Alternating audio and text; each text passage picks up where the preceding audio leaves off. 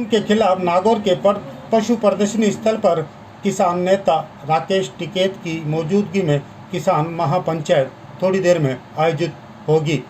किसान नेता राकेश टिकैत नागौर पहुंचने पर संयुक्त किसान मोर्चा के तमाम पदाधिकारियों ने राकेश टिकैत का गर्मजोशी के साथ स्वागत किया गया। वहीं राकेश टिकैत ने बड़ा बयान जारी करते हुए दिव्यांगों के लिए विधानसभा और लोकसभा में आरक्षण लागू करने की बात कही। वहीं एमपी और एमएलए को जो पेंशन मिलती है वो बंद होनी चाहिए।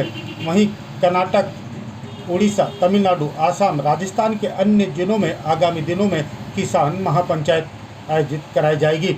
देश में इस समय महंगाई की मार आम जनता पर भारी पड़ रही है। वहीं राकेश टिकैत ने कहा कि नागौर जिला किसान प्रधान जिला रहा है। यहाँ के बछड़ों पर जो रोक लगी है उसे केंद्र सरकार तुरंत हटाने की कार्रवाई करे ताकि किसानों को एक बड़ा राहत मिल सके। कानून का ये है कि नागौर का जो इतिहास रहा है, नागौर का इतिहास रहा है बैल और गाय से, और यहाँ के बैल पूरे दुनिया भर में प्रसिद्ध थे। और हम तो छोटे छोटे जब भी सुनते थे कि भाई नागौरी बैल है, ये कहावत थी। अगर कोई बढ़िया उछल कूद कर रहा कह रहा है भाई नगौरी है, बिल्कुल उसको नगौरी कहते थे। नगौरी का मतलब था नागौर से। और हम अभी 4-5 साल पहले यहाँ से लेकर गए थे जब मेला लगा यहाँ पे, तो उससे 2 बछड़े लेकर गए थे। वो 1-1.5 साल के होंगे और 40-40 हज़ार रुपये के लेकर गए थे।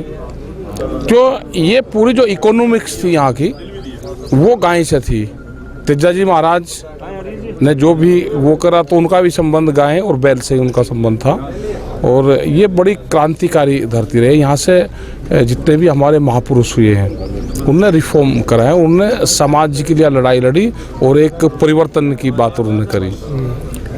तो ये है कि यहाँ के लोग आज भी बहुत मानकान उनकी करते हैं। अगर हम हल जोत रहे हैं तो तेजाजी महाराज का नाम लेते हैं हल जोतते हुए, तो उन्हीं की परंपरा को हमको चलना चाहिए। और सरकार से भी हमारा है कि जो बैल यहाँ पर जो नुकसान यहाँ पर हो रहा है गाय का उनका, उसको खोला जाए।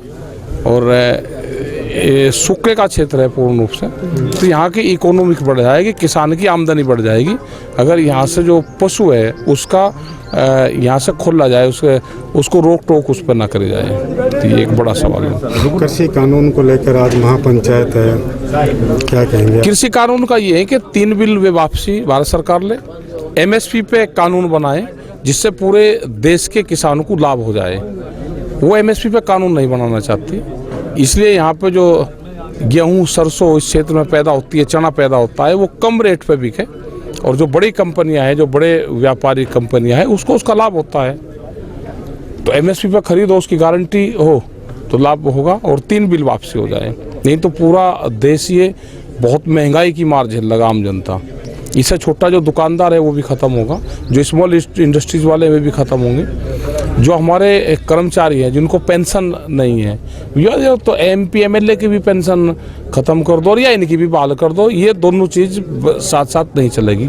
उनको 3-3 पेंशन और इनकी पेंशन ख़त्म कर दी, ये कहाँ जाएंगे अब? तो ये भी एक बड़ा सवाल है। विकलांग का भी एक बड़ी संख्या में लोग विकलांग में हैं, उनका भी आरक्षण कर दो। जब सब जगह है एमपी एमएलए के कोटे में, उसका भी कर दो ना आरक्षण। वो भी लड़ लगा, अपनी बात हाउस में रख लगा, वो भी तो उनका भी कर देना चाहिए। जिस तरह आपको अपार समर्थन मिल रहा है, सभाएं हो रही है, तो अगला पड़ाव क्या है? और भी स्टेट हैं वहाँ पर जाने का? नहीं, पूरे देश भर में जा रहे हैं हम तो। संगठन जो है, जो किसान संगठन है भारतीय किसान यूनियन का, वो पूरे देश भर में है और पूरी दुनिया में है। 73 देशों में संगठन हैं जो हम पिछले 20 साल से काम कर रहे हैं। पूरे हिंदुस्तान भर में 35 साल से काम कर रहे हैं। अभी कर्नाटक है, उड़ीसा है, आसाम है, तमिलनाडु है, इन सब जगह हम जा रहे हैं। राजस्थान में भी करीब 8-10 सभाएँ हमारी हो जाएगी। हरियाणा हो गया, पंजाब हो गया, उत्तर प्रदेश हो गया, तो ऐसे आगे बढ़ते चल जाएंगे। उड़ीसा में भी एक सभा है 19 तारीख की। फिर 3 दिन हम कर्नाटक में रहेंगे। फिर राजस्थान में 23 मार्च का फिर राजस्थान में है। तो और भी प्रोग्राम लगते रहेंगे। अभी तो 25 तारीख तक प्रोग्राम है हमारे, उसके बाद में आगे लग जाएंगे। पेच कहाँ फंसा पड़ा है? सरकार किसानों की बात क्यों नहीं सुन पा रही? मान जाएगी, 1 आध साल में मान जाएगी। कोई ज़्यादा जल्दी नहीं, किसानों को भी मान जाएगी।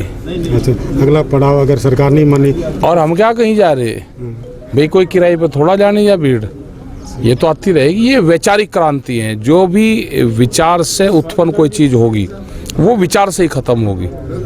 इसको भाव मिलना शुरू हो जाएगा, मान जाएंगे ये लोग। एमएसपी पे सबसे बड़ा सवाल है देश में, एमएसपी का बड़ा महत्वपूर्ण सवाल है। 3 बिल है, जो भंडारण है, जितना हाजिरा पैदा होता है ऐसा व्यापारी के पूरे को उसको सस्ते में खरीद के होल्ड करेगा और महंगे में बेचेगा। जब फिर फसल आएगी फिर मंदा करेगा, फिर खरीदेगा। ना किसान को लाभ मिलने का, ना कंज्यूमर को महंगा देगा, किसान से सस्ता देगा। ये बीच में कहाँ से आ गया? जिस तरह बदलते हालात के अंदर पेट्रोल, डीजल, गैस सिलेंडर की बढ़ोतरी देखने को मिल रही है, क्या कहेंगे? आएगा एक दिन वो भी आएगा कि महिलाएं गैस सिलेंडरों के साथ में वो करेगी। आज से 7 साल पहले कितना था और आज कितना है, उनकी आमदनी कितनी बढ़ी कितनी घटी, ये आना चाहिए। ये तो लुटेरे आगे देश में, और कंपनियों के साथ में आगे पूरा दस्तावेज लेखा जोखा साथ ले रहे। वोट किसी मामले में लिया और काम दूसरा कर रहे, तो ये तो लुटेरे हैं। लुटेरे भगाने पड़ेंगे यहाँ से। क्या एक नई क्रांति? ये तो किसान क्रांति है, मजदूरों की क्रांति है, जो नौजवान है उसकी क्रांति है। जो नौजवान है ये खेत से बगल हो गए, इन्होंने कहीं दूसरी जगह चले गए थे, तो इन्हें अपने खेत पर आना पड़ेगा और हल से ही हल निकलेगा। इनको जाना पड़ेगा अपनी ज़मीन की तरफ, अपनी ज़मीन की मिट्टी से अपने शरीर को टच करना पड़ेगा इसको। अब ये दूर हो गए थे वहाँ से, तो जिस दिन ये अपने शरीर को अपनी गांव की मिट्टी से टच कर लेंगे तो ये आंदोलन बहुत ऊपर चला जाएगा। अभी ये आंदोलन भी चलेगा हमारा।